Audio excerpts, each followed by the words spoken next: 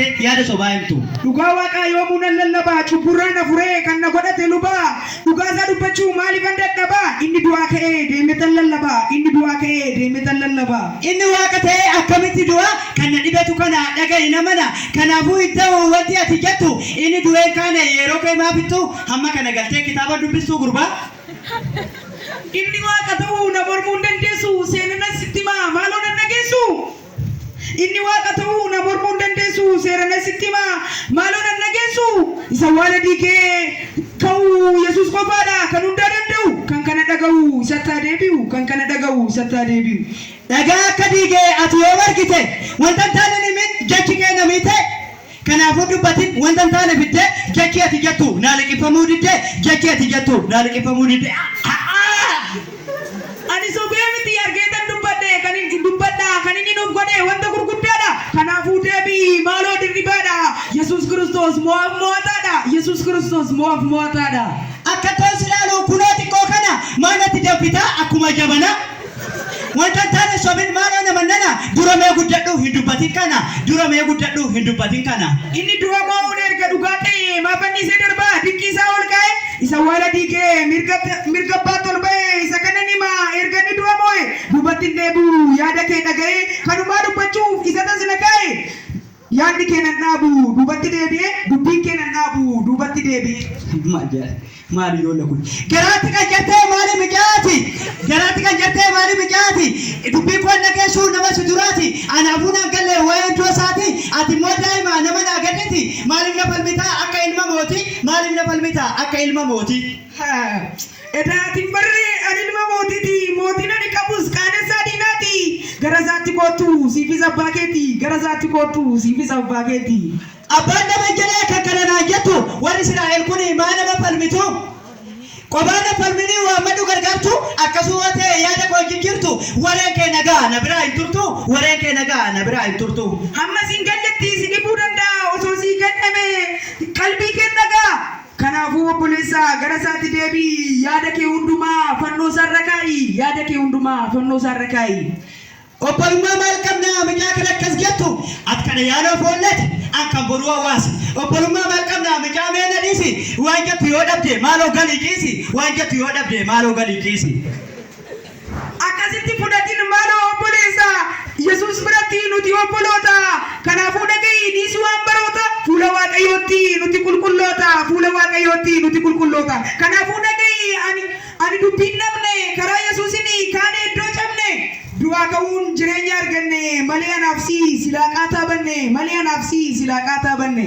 Badasi jedhanii kan badii moo himtu mijaasitti nimnee dubbii kana ni himtu wanta hin beeknetti gabaree maa galtaa ani nan dandeessu yaada na falamta lakkii na falminii booda inni dhabta meeti koosi gorsaa taa imaa muddamtaa meeti koosi gorsaa taa imaa muddamtaa.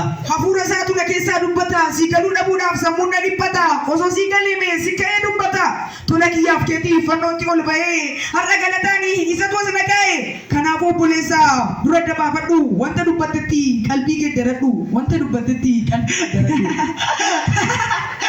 Dubbii kee ammaa nama qabachiisa qalbii koo jijjiiruu sirmaa dandeessa majad kan kee nama raajaa eegutu sitti bee kan immoo ajaja qalbiin hin jijjiiramti yoomiyyuu maal taate mijaamee maal taate maaloo raftee kaate dura qalbiin jedhe amma moo maal taate dura qalbiin jedhe amma moo maal taate.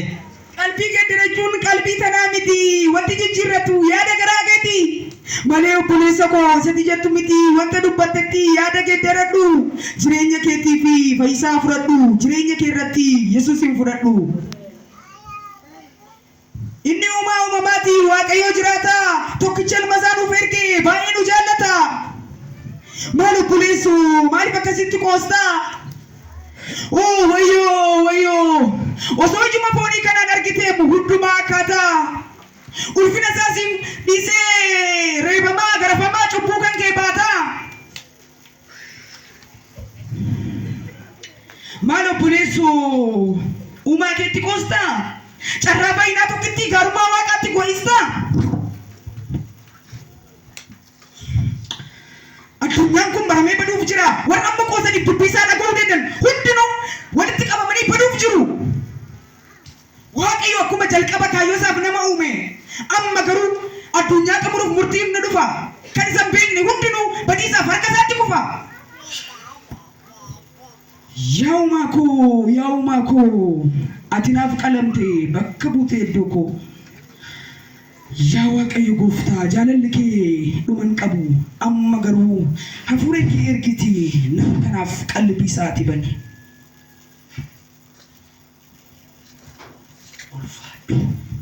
Nangalla idaa dura idaa waan akkas naaf ta'e idaa inni anaaf kana hunda ta'e idaa inni akkatti kana hunda naaf ta'e wayyoo osoo lubatiin obboleessa koo lolaa ture osoo waa tokko naan galiin obboleessa koo falmaa ture wayyoo karaa balleessa irra ture wayyoo yaa Waaqayyo amanaa galeera dhugumaan akka inni naaf du'e Waaqayyo ta'e osoo jiru akka inni kan naaf bu'e du'a bara baraan oolchuuf ulfina isaa dhiisee waan inni naaf ta'e karaan isanii ani bara baraan gubachuu seetara waliin keessaa akka ba'e amanaa galeera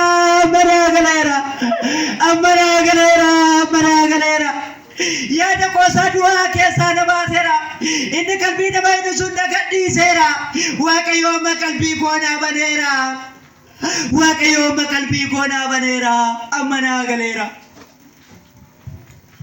Jabaan obboleessa koo Waaqayyoon koo masii amma si gargaareera. Seexanni hamaa qalbii namaa hidhu sun amma si gadhiiseera. Ati amma eegaltee mucaa Waaqayyooti gara ulfina bara baraa mootummaa Waaqaatti dabalamteertaati.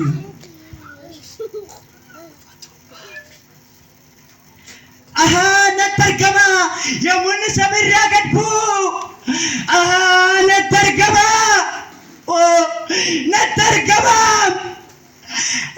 natti argama waaqummaa isaanii ishee cubbuu koo baachuuf ta'u natti argama gudaan natti argama yommuu ilmumti namaa isa garafu isa reebu yommuu inni dhiiga isaa dhangalaasee fannoo naaf yaabu natti argama gudaan natti argama.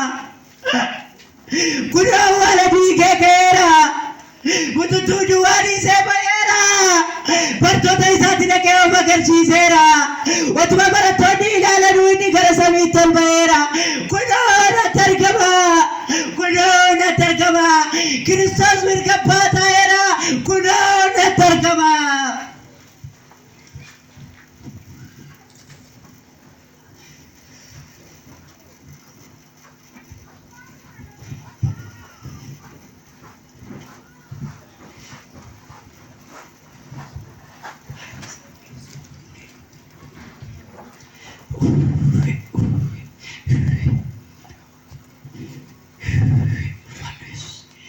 Mia obboleessa koo Waaqayyo du'a harkaa na baase maal obboleessa koo Waaqayyo du'a harkaa na baase iyyin obboleessa koo mucaa isaatii sarsi taasisee maal du'a bara keessaa nu baase maal dura naan galle du'a harkaa na baase obboleessa koo.